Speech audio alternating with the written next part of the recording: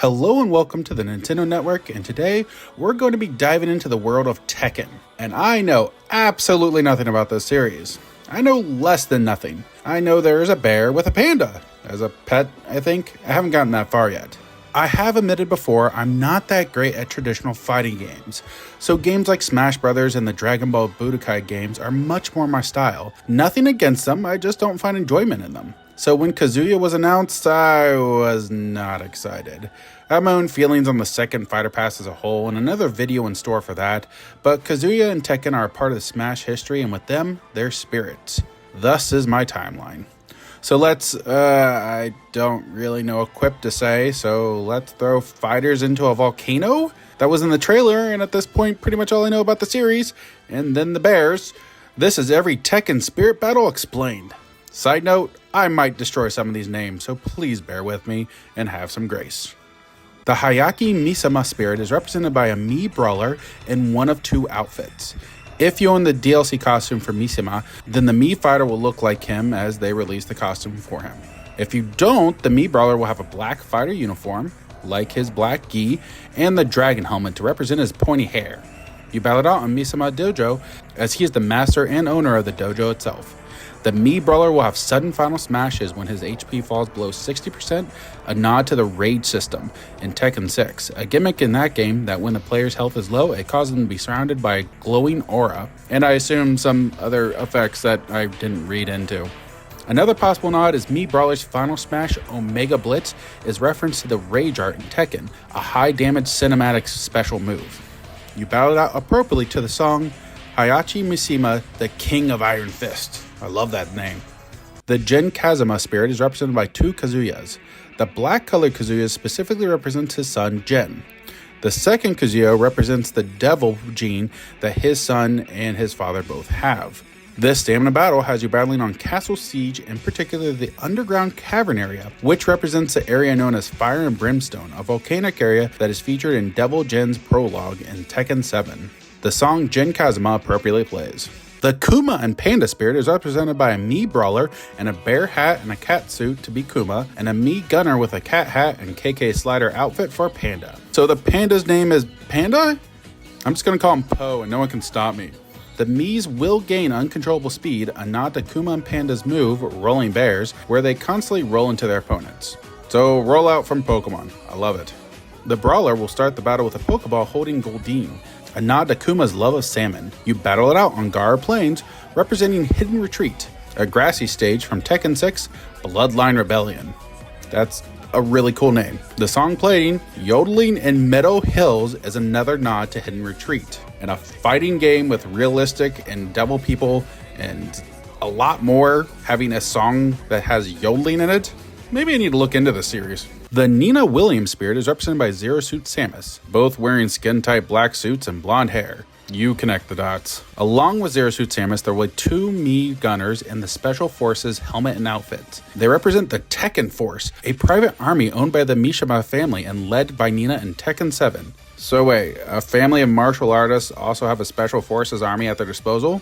Color me intrigued. You fight it out on Shadowmost Island, a military facility which represents Nenah's occupation as leader of the Tekken Force. I don't know why I enjoy saying that. The song Karma from the Tekken series plays. The King and Armor King spirit is represented by a pair of Incineroars. The orange color one represents King, a muscular wrestler type who wears a jaguar mask, and then a gray Incineroar who represents Armor King, who is basically King with a different color scheme, I guess. I'm sure there are some subtle differences. The two are tag team wrestlers, so Boxing Ring is a perfect fit for the duo. They also gain attack power over time, which I believe would be a nod to how in tag teams in wrestling, you can get a little rest while the other person just kind of watch back and forth. I'm not much into wrestling, but I've seen a little bit, so let's go with that. The song Intho Evening plays, a song from Tekken 6. The Ling Zayu spirit is represented by a Mii brawler with the Ashley wig and orange fighter uniform to look just like Ling. During the battle, a Mii gunner in the cat hat and KK slider outfit comes to fight with Ling as Panda Poe's back! Or is it another panda? What was Poe's dad's name in Kung Fu Panda? Mr. Ping.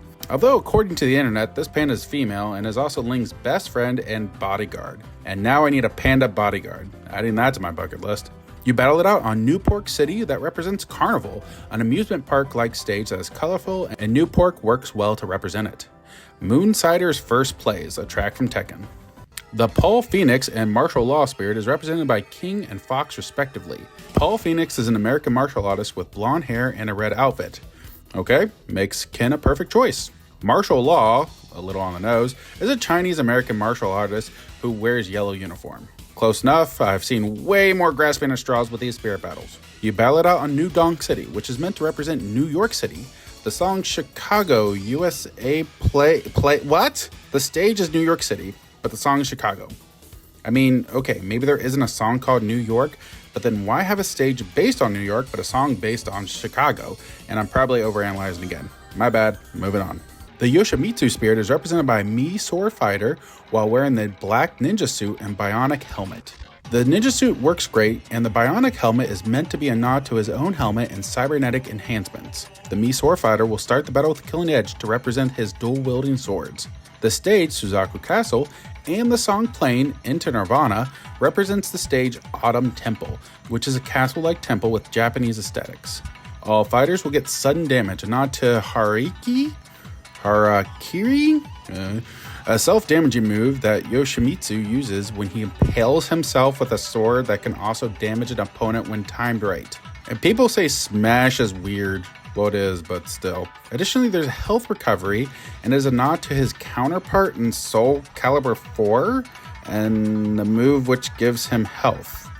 Wait, Tekken and Soul Calibur in the same universe? Is this even canon? It also apparently involves time travel. I'm not sure if I want to know more or if I'm terrified to dive into this lore or not. The Jack 7 spirit is represented by a team of 7 green Donkey Kongs. Jack 7 is a burly humanoid robot, so big muscles equal Donkey Kong. Got it. You battle it out on Mishima's dojo, as the DKs have super armor but move super slow.